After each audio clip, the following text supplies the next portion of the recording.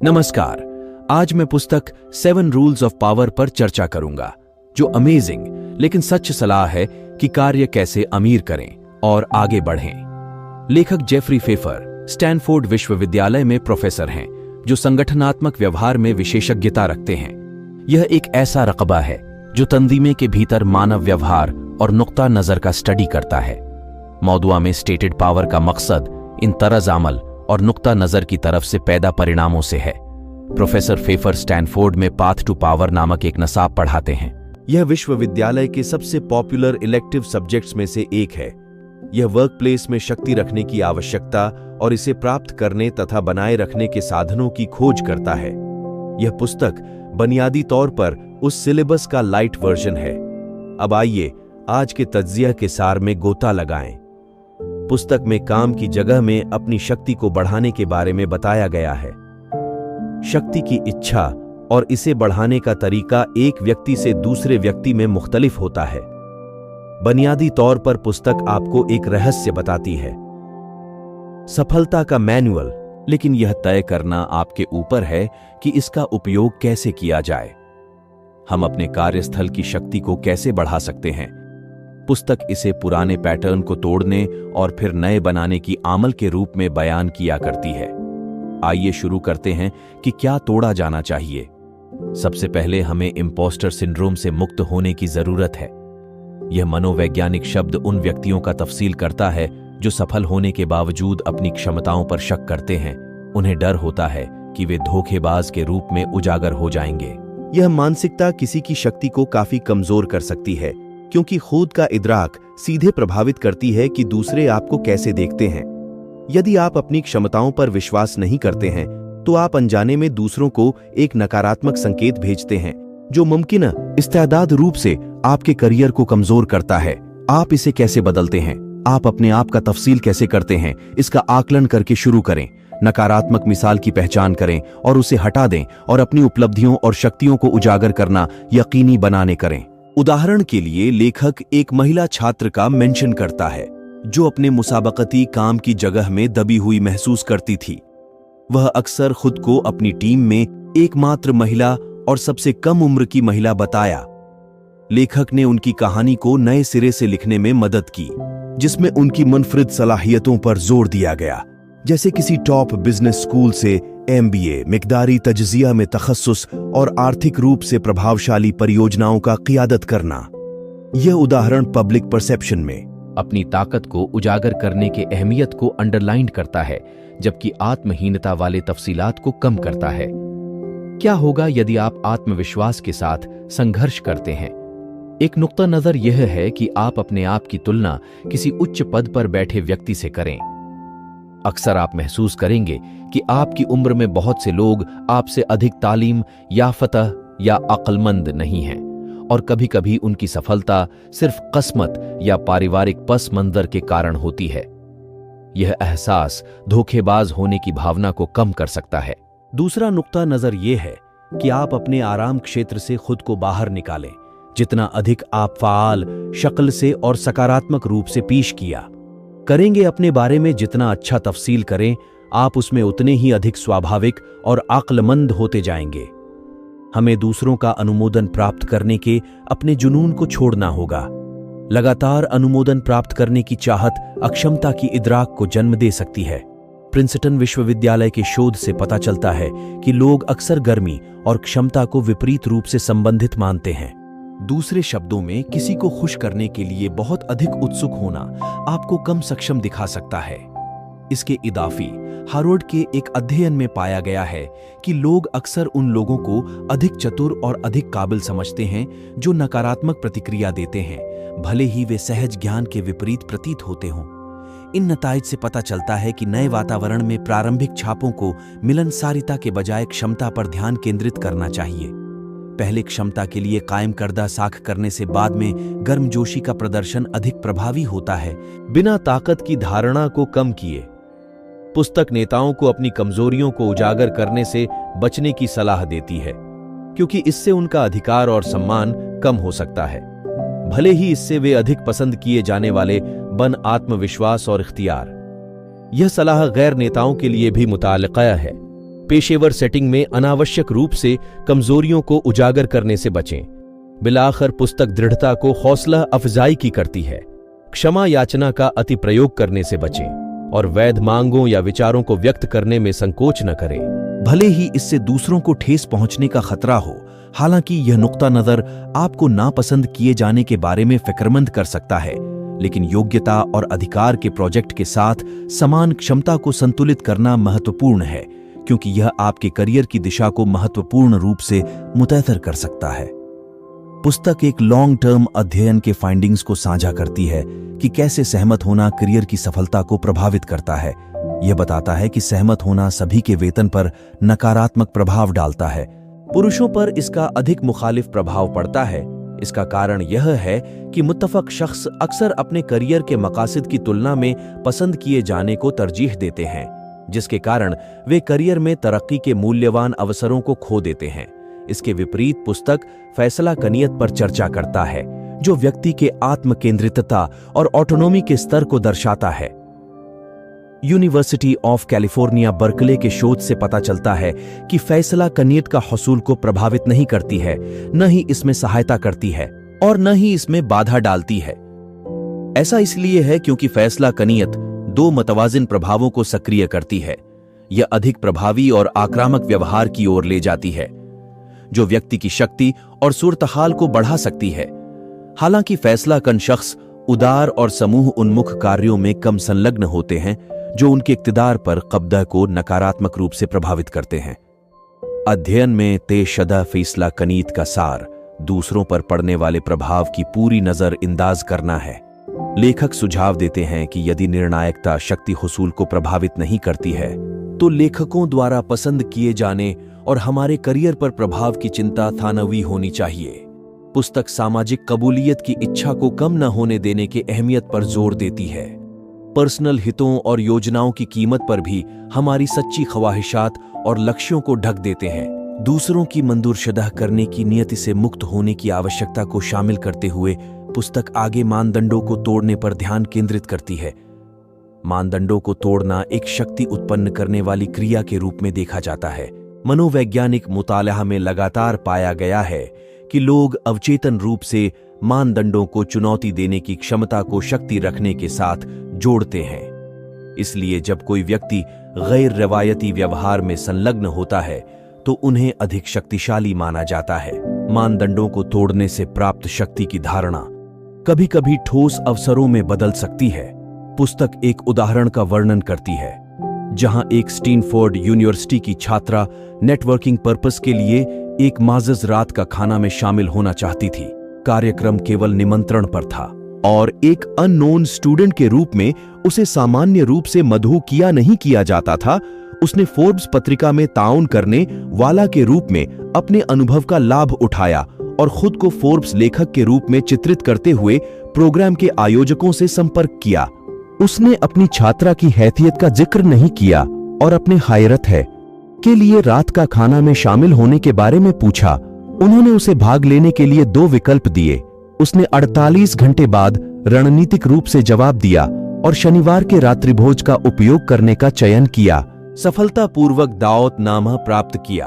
वह इस्तकबालिया के शुरुआती हायरत है के बावजूद अपने प्रेमी को भी साथ ले आई।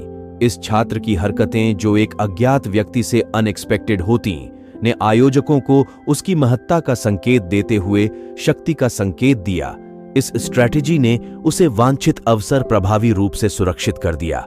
इसके अतिरिक्त आश्चर्य के तत्व से नॉर्म के लाभों को समाप्त कर दिया, जो कि वॉर में सामरिक घात के समान है। रोजमर्रा की जिंदगी में यह स्ट्रैटेजी फायदेमंद हो सकती है, क्योंकि यह दूसरों से क्विक कंसेंट प्राप्त कर सकती है या उन्हें एतराद करने के लिए तैयार नहीं कर सकती है।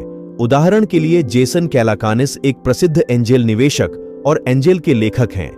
टेक्नोलॉजी के आगाज में सरमायाकारी कैसे करें, एक एंजेल निवेशक से कालातीत सलाह, जिसने $1 लाख को $10 करोड़ में बदल दिया। कॉलेज के साल के दौरान उन्होंने इस नुक्ता नजर का प्रयोग किया।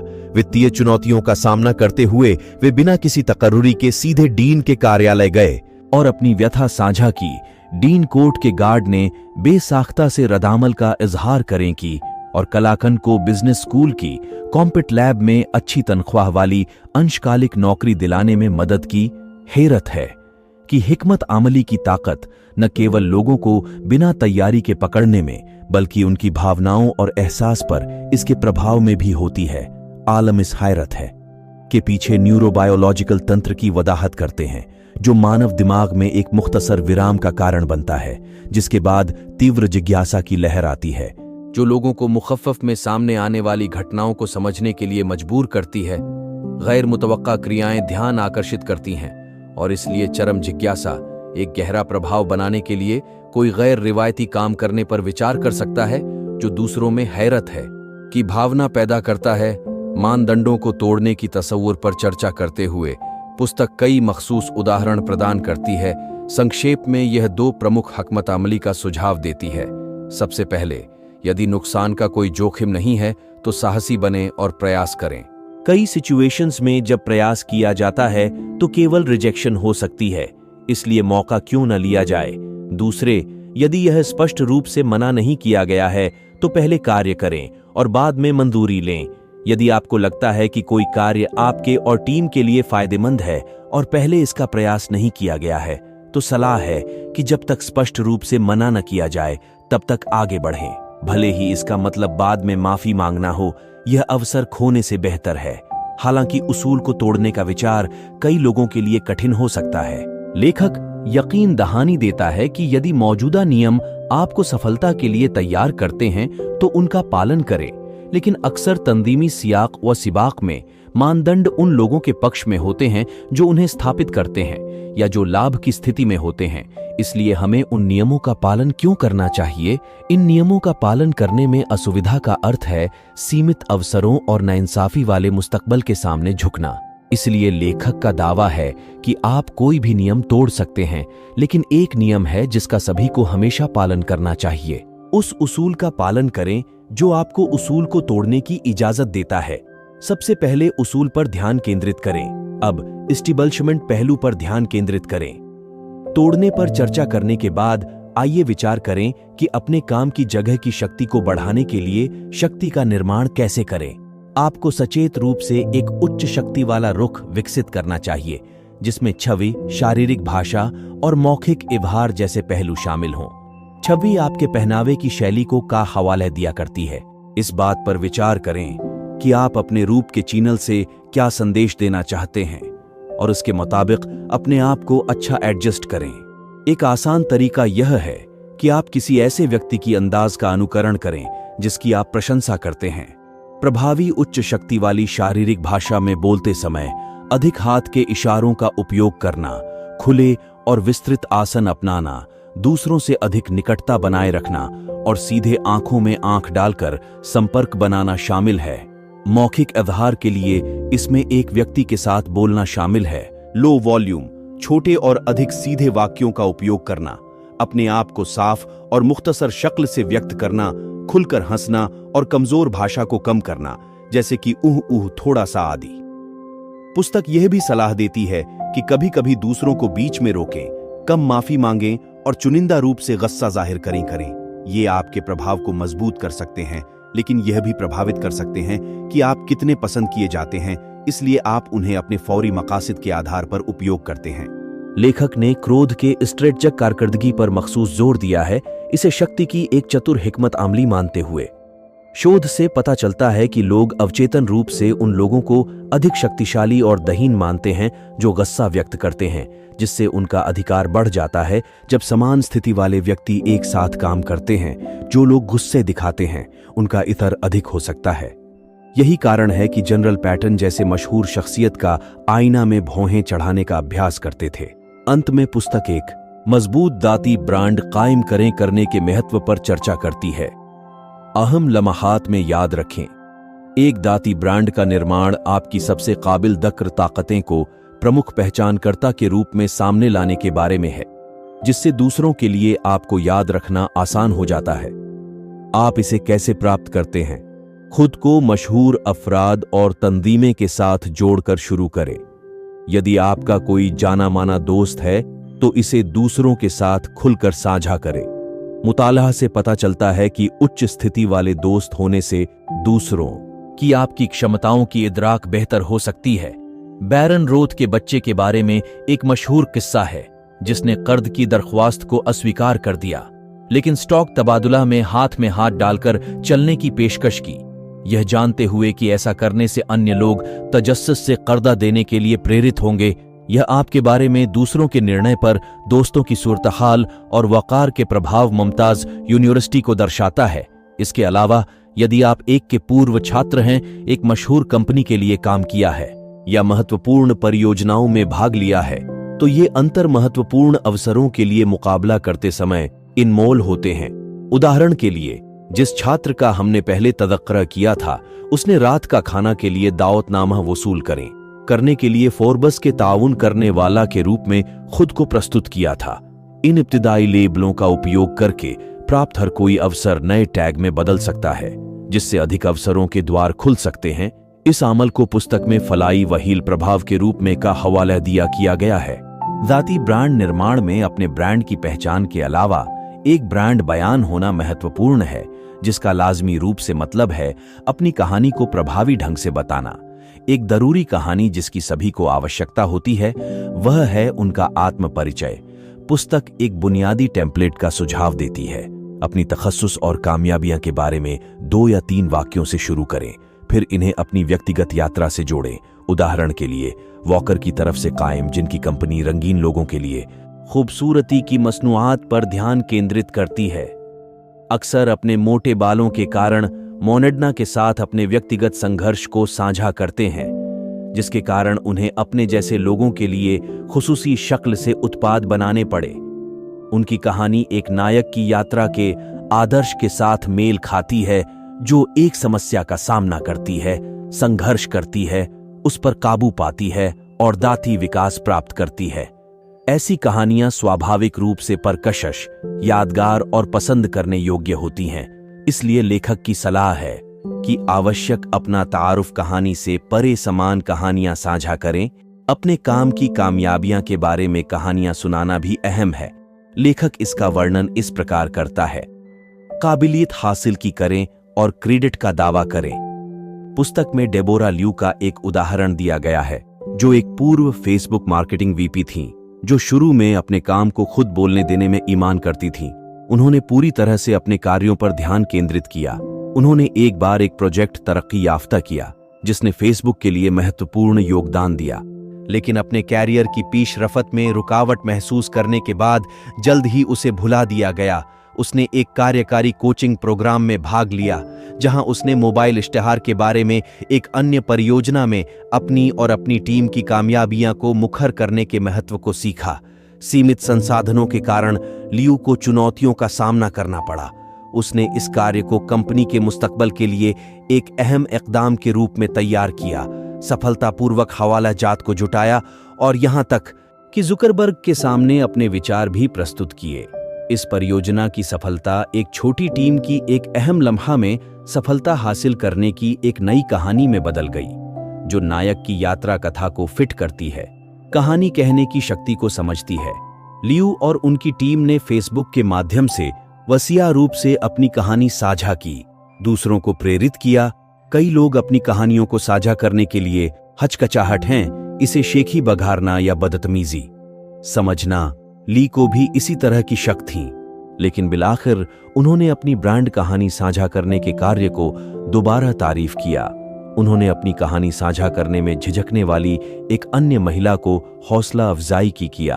उन्होंने सुझाव दिया कि वह इसे आत्म प्रचार के रूप में नहीं, बल्कि अपने बुजुर्ग और साथियों को अपनी भूमिका के बारे में सूचित करने और अपनी टीम के लिए मान्यता और वसाइल महफूज करने के तरीके के रूप में देखें। यदि आप अपनी कहानी नहीं बताएंगे तो कौन बताएगा? एक ओसिया सामाजिक नेटवर्क बनाने पर भी जोर दिया जाता है।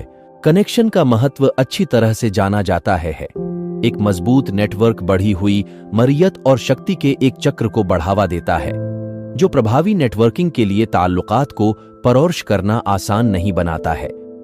पुस्तक आपके कमजोर ताल्लुकात को महत्व देने की सलाह देती है। आकस्मिक परिचितों का तदक्कुर करते हुए नौकरी चाहने वालों पर अवसर एक अन्य नेटवर्किंग नुक्ता नजर, एक संरचनात्मक मकमल कनेक्टर बनना है जो उन नेटवर्कों को जोड़ता है जो अन्यथा मुनक़ता हैं। इन साख्ती सुराख पर कब्जा करना, चाहे कंपनी के भीतर विभागों के बीच हो या सनातें के बीच, काफी लाभ मिल सकता है। इदाफी तजावीज़ में आसान समझ के लिए मखसूस अनुरोध करना, नेटवर्किंग सरगर्मियां के लिए हफ्तावार समय यह तायीन करना और यहां तक कि कनेक्शन बनाए रखने के लिए ऑनलाइन इंटरेक्शन का उपयोग करना शामिल है। विशेष रूप से कमजोर ताल्लुकात के साथ संपर्क बनाए रखना, तीव्र या गहरे संपर्क की आवश्यकता नहीं है। सादा अमाल जैसे कि आरामदह और पुरस्कून बातचीत, आपसी हितों के लेखों को साझा करना, सोशल मीडिया इंटरैक्शन और जन्मदिन की शुभकामनाएं रिश्तों को बनाए रखने में ज्यादा प्रभावी हो सकती हैं। आज मैंने जो पुस्तक आपके साथ साझा की है वह काम की जगह की शक्ति पर कई महत्वपूर्ण बसीरत प्रदान करती है। मुखफ़िफ में, काम की जगह में शक्ति अंधेरे में लिपटी एक कला नहीं है, इसके बजाय यह एक है वजूद के लिए एक उपकरण, एक सिक्योरिटी कवच और क्षमताओं को बढ़ाने के लिए एक लीवर। आज हमारी बुनियादी चर्चा काम की जगह की शक्ति को बढ़ाने के तरीके पर केंद्रित थी। पहले तोड़ने और फिर स्थापित करने की एक अमल।